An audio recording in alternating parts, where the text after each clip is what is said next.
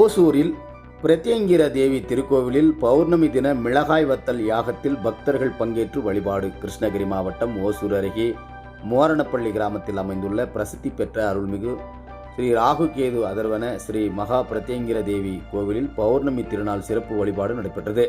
இதனையொட்டி திருக்கோவிலில் உள்ள மூலவர் பிரத்யங்கிர தேவிக்கு அம்மனுக்கு சிறப்பு அபிஷேக அலங்காரங்களுடன் ஆராதனைகள் நடைபெற்றது.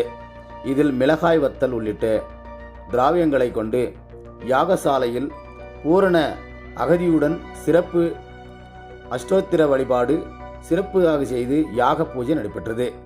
பின்னர் ராகு கேது பரிகார பூஜைகள் நடைபெற்றதை தொடர்ந்து அம்மனுக்கு மகா மங்களாரத்தி நடைபெற்றது. இதில் ஏராளமான பக்தர்கள் பங்கேற்று அம்மனை தரிசனம்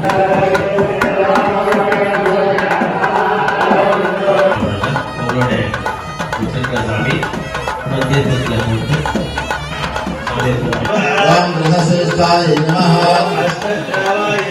ओम कदम्बमातृदेहाय नमः ओम गोविंदवरप्रदाय नमः